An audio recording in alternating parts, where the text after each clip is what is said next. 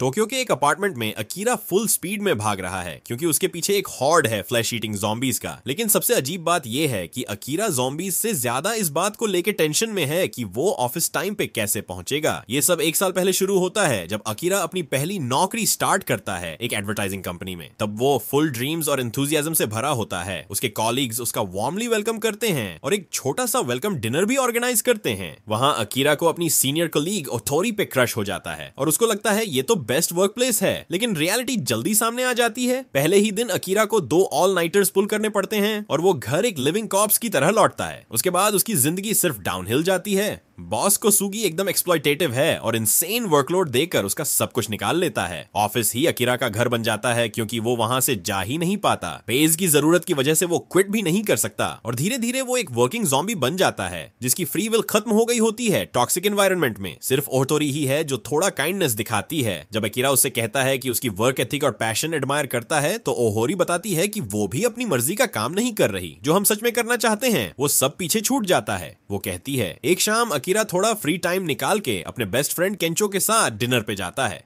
केंचो वही है जो कॉलेज में उसके साथ फुटबॉल खेला करता था। केंचो उससे कहता है कि वो जॉब छोड़ दे और उसे कॉर्पोरेट डॉग बुलाता है। अकीरा भी बदले में उसे याद दिलाता है कि कॉलेज में वो बड़े मैचेस उसकी वजह से हारे थे। दोनों में आर्गुमेंट हो जाता है और वो बुरे मूड में अलग हो जाते हैं। ग्रेजुअली अकीरा डिप्रेशन में चला जाता है। उसका अपार्टमेंट एकदम ट्रैशी मेस बन जाता है। कभी कभी जब वो ट्रेन स्टेशन पर होता है तो लाइफ खत्म करने का सोचता है। और एक साल बाद जब ये सब शुरू होता है एक दिन वो देखता है कि उसका नेबर नीचे ग्राउंड पे पड़ा है। लेकिन जब वो आदमी टर्न करता है तो अकीरा रियलाइज करता है कि वो ऑलरेडी ज़ॉम्बी बन चुका है और एक और नेबर को खाने में बिजी है। ये देखकर अकीरा डर जाता है और तुरंत अपस्टेयर्स भागना शुरू कर देता है। हर तरफ से और ज़ॉम्बीज आ जाते हैं। कुछ तो अपार्टमेंट्स के अंदर से भी निकल के उसका पीछा करने लगते हैं। अकीरा के दिमाग में अभी भी ऑफिस लेट होने की टेंशन है। वो सीधा रूफ तक पहुंचता है और फेंस कूद के ज़ॉम्बीज को पीछे छोड़ देता है। दूर एक जलता हुआ प्लेन क्रैश होता है और अकीरा खुद सिटी में फैला केओस देखकर एक रियलाइजेशन पे पहुंचता है उसे अब ऑफिस नहीं जाना है। ये सोच के उसे इतनी खुशी होती है कि वो एक छोटा सा डांस कर लेता है और सोचता है अब अपना फ्री टाइम किस तरह एंजॉय करे। तब उसे ओटोरी याद आती है और वो उसे एक मैसेज भेजता है। ओटोरी रिप्लाई करती है अपना लोकेशन भेज के और कहती है कि अकीरा उसके पास आए। फिर अकीरा बिल्डिंग से एक पाइप के थ्रू नीचे उतरता है। रास्ते में एक खिड़की से वो एक प्रेग्नेंट वुमन और उसके हस्बैंड को देखता है। वो उनसे वादा करता है कि बाद में खाना लाकर देगा और नीचे क्लाइंब करते हुए निकल जाता है। बाइसिकल लेकर अकीरा ज़ॉम्बीज को डॉज करता है और हाई स्पीड में रोड क्रॉस करता है। कुछ देर बाद वो ओटोरी के अपार्टमेंट पहुंचता है जहां वो इतनी डरी होती है कि उसे देखते ही अकीरा से चिपक जाती है। तब ओटोरी एक शॉकिंग बात बताती है। उसका अफेयर कंपनी के डायरेक्टर के साथ चल रहा था और वो डायरेक्टर अभी अपार्टमेंट में है और ऑलरेडी ज़ॉम्बी बन चुका है। ज़ॉम्बी डायरेक्टर तुरंत ओटोरी पर अटैक करता है लेकिन उसकी लेग इंजर्ड होने की वजह से ओटोरी हिल भी नहीं पाती। अकीरा तुरंत फाइट स्टार्ट करता है। अपने फुटबॉल ट्रेनिंग यूज करके वो डायरेक्टर को टैकल करके फर्नीचर के खिलाफ फेंक देता है। ओटोरी ये चांस लेकर उस ज़ॉम्बी को मारने लगती है और चिल्लाती है कि उसने अपनी वाइफ को छोड़ने का प्रॉमिस तोड़ दिया। लेकिन अचानक ओटोरी फ्लोर पर गिर जाती है और सीजर के बाद उसका बॉडी भी ज़ॉम्बी में ट्रांसफॉर्म हो जाता है। वो अकीरा पर अटैक करने की कोशिश करती है लेकिन अकीरा बिना डिले किए उसे पुश करके पीछे कर देता है ताकि वो उसे बाइट ना कर पाए। जाने से पहले अकीरा अपने फीलिंग्स कन्फेस करता है और फिर डोर बंद करके भाग जाता है ताकि ओटोरी उसका पीछा ना कर सके। शाम को अकीरा अपने बिल्डिंग वापस आता है बहुत सारे सप्लाईज के साथ। लेकिन जब वो अपने नेबर्स के फ्लैट के पास रुकता है तो देखता है जगह खाली है और हर जगह खून लगा हुआ है। ये देखकर अकीरा की आंखों में आंसू आ जाते हैं। अपने नेबर्स के लिए ग्रीव करते हुए उसे ओटोरी की बात याद आती है। जो हम रियली करना चाहते हैं वो हमेशा पीछे छूट जाता है। तब अकीरा रियलाइज करता है कि शायद वो जल्दी मर जाएगा लेकिन उसे अपनी लाइफ ऐसे वेस्ट करके नहीं जाने देनी। वो एक नोटबुक उठाता है और लिखता है 100 चीजें करने के लिए जोबनीय बनने से पहले। पहला पॉइंट, किसी को अपने दिल की बात कहना। ये वो ऑलरेडी कर चुका था तो उसे कट कर देता है। नेक्स्ट मॉर्निंग अकीरा एकदम फ्रेश एनर्जी के साथ उठता है और लिस्ट पे काम करना स्टार्ट कर देता है। सबसे पहले वो अपना अपार्टमेंट क्लीन करता है। फिर सुपरमार्केट जाकर वो सारी एक्सपेंसिव चीजें खरीदता है जो पहले कभी अफोर्ड नहीं कर पाया। वहां कुछ ज़ॉम्बीज मिलते हैं लेकिन वो ट्रॉली राइड करके उनसे निकल जाता है। उसके बाद अकीरा अपने बाल डाई करता है, अलग अलग कलर्स ट्राई करता है बट फाइनली अपने नेचुरल ब्लैक कलर पे ही स्टिक कर लेता है। फिर वो एक बिल्डिंग की वॉल पे अपना पोर्ट्रेट पेंट करता है और एक बाइक मिल जाती है जिसपे बैठ के फुल स्पीड में सिटी क्रॉस करता है। शाम को टोक्यो टावर के पास फायरवर्क्स छोड़ता है अपनी नई लाइफ सेलिब्रेट करने के लिए। दिन गुजर जाते हैं और अकीरा अपनी लिस्ट के नए नए पॉइंट्स कंप्लीट करता रहता है। 5वें दिन वो अपने बिल्डिंग के रूफ पे बारबेक्यू करता है। ज़ॉम्बीज फेंस के दूसरे साइड ग्राउल कर रहे होते हैं लेकिन अकीरा उन्हें इग्नोर करके अपना स्टेक बनाता है। जैसे ही खाने लगता है रियलाइज करता है स्पाइसेस खत्म हो गए हैं। वो तुरंत सुपरमार्केट जाता है और वहाँ एक अजीब आवाज सुनता है। अचानक एक हेलमेट पहनी हुई लड़की उस पर अटैक कर देती है, उसे पीटने लगती है। अकीरा तुरंत कहता है कि वो ज़ॉम्बी नहीं है। लड़की अपना हेलमेट उतारती है और अकीरा शॉक में आ जाता है। वो एक खूबसूरत लड़की है जिसका नाम है शिजुका। थोड़ी देर बाद करते ही वो दोनों एक आदमी की चीख सुनते हैं जो बाहर हेल्प मांग रहा होता है। अकीरा तुरंत भाग के जाता है और ज़ॉम्बी पे चीजें फेंकता है, लेकिन उसका कुछ असर नहीं होता। ज़ॉम्बी अंदर घुस जाता है। तब शिजुका फाइट स्टार्ट करती है और अपने जबरदस्त स्किल्स दिखाती है। दूसरा ज़ॉम्बी आता है तो वो एक छोटा अलार्म डिवाइस फेंक देती है जिससे साउंड सुन के ज़ॉम्बीज उसकी तरफ अट्रैक्ट हो जाते हैं। अकीरा उसे देखकर इंप्रेस हो जाता है और उसे अपने साथ रहने का इनवाइट देता है, लेकिन शिजुका मना कर देती है। वो कहती है कि अकीरा की हैबिट हर किसी को बचाने की उसे सिर्फ खतरों में डालेगी। बाद में अकीरा अपने फ्लैट वापस आता है और अपने कॉलेज डेज की तस्वीरें देख के अपने दोस्त केंचो के बारे में चिंता करता है। वो अपनी लिस्ट में एक नया पॉइंट ऐड करता है और केंचो को कॉल करता है। पता चलता है कि केंचो अभी भी ह्यूमन है लेकिन मुश्किल में है।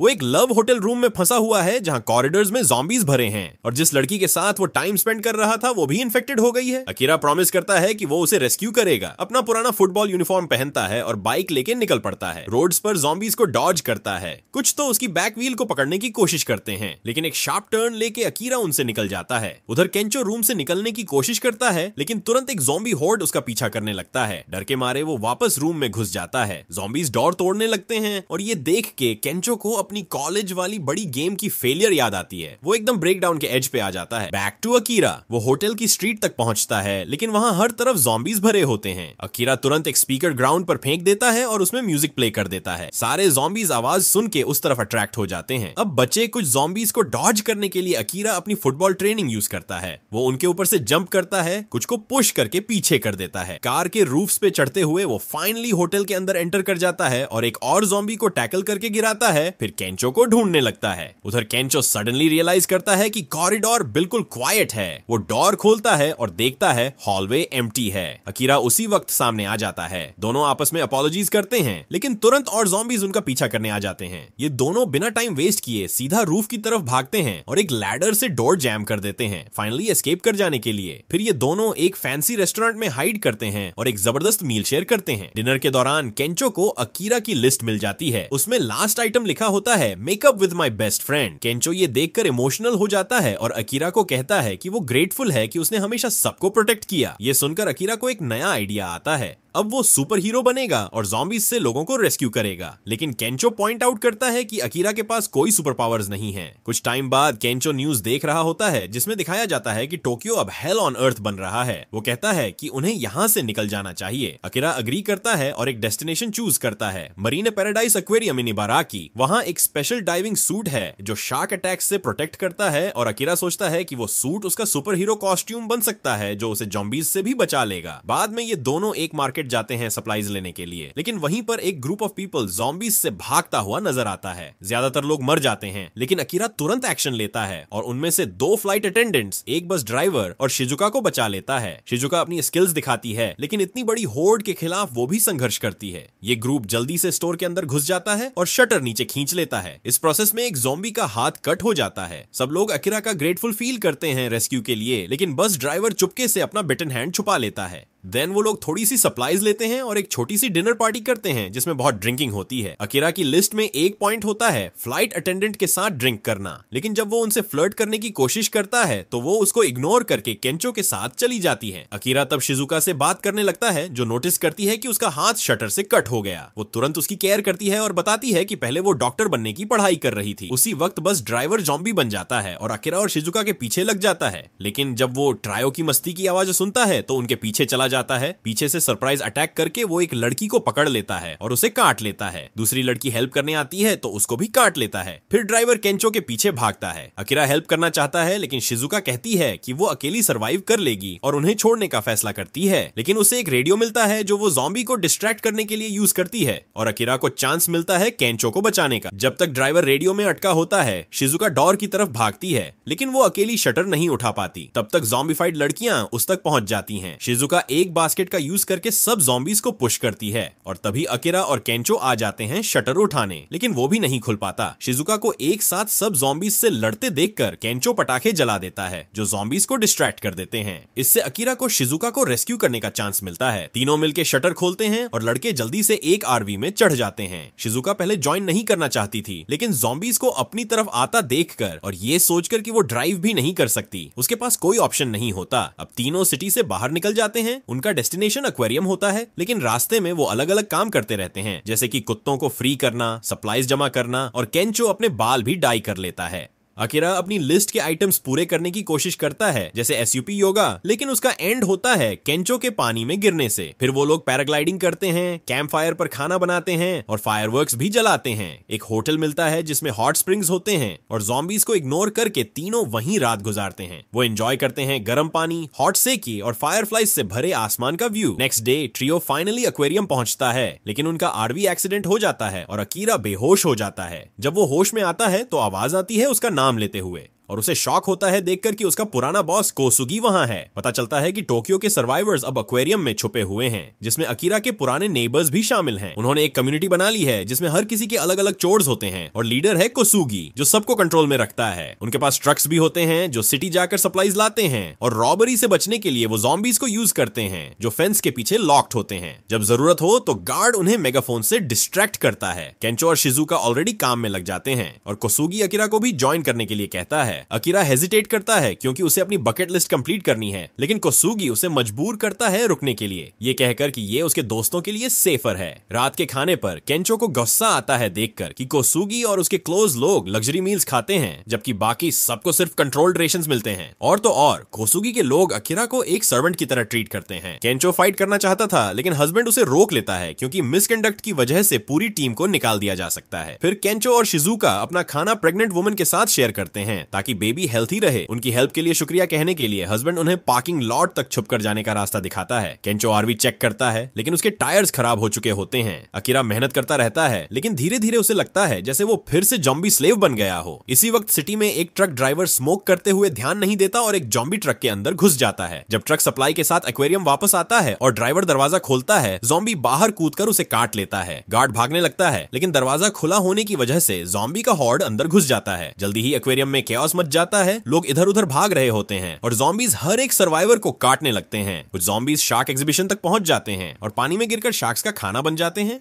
इस बीच केंचो और शिजुका अकीरा को दिखाते हैं कि उन्होंने आरवी ठीक कर ली है और कुछ सप्लाईज भी चुरा ली हैं ताकि वो लोग यहाँ से निकल सकें, लेकिन अकीरा कहता है कि ये जगह ज्यादा सेफ है और वो रुकने का फैसला करता है। जब अकीरा वापस अंदर जाता है, शिजुका को बकेट लिस्ट मिल जाती है। एक्टिविटीज देखने के बाद उसे पता चलता है कि सुपर हीरो बनना अभी तक क्रॉस नहीं हुआ है। एक्वेरियम के अंदर कोसुगी सब पर चिल्लाता है क्योंकि उसने देखा है कि कुछ लोग मिसिंग हैं और काम करना बाकी है। तभी केंचो उसे पीछे खींच लेता है और शिजुका अकीरा से बात करने आती है। वो कहती है कि इस तरह जीना असल में जीना नहीं है, ये लोग बस ज़ॉम्बीज हैं, सिर्फ बाइट के बिना। फिर वो अकीरा को उसकी बकेट लिस्ट दिखाती है जो उसे याद दिलाती है कि उसे कोसुगी के लिए काम करना कितना नफरत था और अपोकलिप्स के बीच मजा करना कितना पसंद था। तभी अचानक कोसुगी लिस्ट छीनकर नीचे गिरा देता है और उस पर पैर रखकर मसल देता है, जो फाइनली अकीरा को रिएक्ट करने पर मजबूर कर देता है। अकीरा कोसुगी को ग्राउंड पर गिरा देता है और अपनी बकेट लिस्ट वापस ले लेता है। फिर लाउडली अनाउंस करता है कि वो क्विट कर रहा है। उस वक्त ज़ॉम्बीज भी उस एरिया तक आ जाते हैं और पूरा सीन केओस बन जाता है। कोसुगी अपने दोस्तों को धक्का देकर खुद भाग जाता है, लेकिन अकीरा अपने फ्रेंड्स के साथ मिलकर सर्वाइवर्स को गाइड करता है। वो सब लोग कॉरिडोर से भागते हैं और पीछे का डोर लॉक कर देते हैं। फिर शार्क एग्जीबिशन रूम में पहुंचते हैं जहां उन्हें कोसुगी मिलता है। फ्यूरियस केंचो उसको पकड़ के उसकी सेल्फिशनेस एक्सपोज करता है। तभी एक बड़ा शार्क पानी से कूद के ग्राउंड पर लैंड कर जाता है। सब लोग पैनिक करते हैं, पर शिजुका समझाती है कि शार्क्स लैंड पर मूव नहीं कर सकते। लेकिन तभी शार्क ज़ॉम्बीज की कटी हुई लेग्स रिलीज कर देता है और उनकी मदद से फ्लोर पर चलना शुरू कर देता है। ग्रुप फिर से भागता है, कॉरिडोर तक वापस आता है, पर शार्क वॉल तोड़ के उनका रास्ता ब्लॉक कर देता है। सब लोग दोबारा भागने लगते हैं और कोसुगी छुपने चला जाता है। अकीरा एक डोर देख के सबको अंदर ले जाता है और लॉक कर देता है। शार्क बाहर से डोर पर जोर से मारते रहता है। कोसुगी चुपके निकलने की कोशिश करता है, लेकिन आवाज कर देता है और शार्क का ध्यान उसकी तरफ चला जाता है। उसी वक्त अकीरा रियलाइज करता है कि कोसुगी मिसिंग है और बोलता है कि उसे हेल्प करनी होगी। केंचो मना करता है और कहता है कि कोसुगी डिजर्व करता है जो भी उसके साथ होगा, पर अकीरा इंसिस्ट करता है कि कोई भी उसके वॉच के दौरान ना मरे। केंचो फिर उसको हेल्प करता है और बताता है कि रूम में एक स्पेशल डाइविंग सूट रखा हुआ है।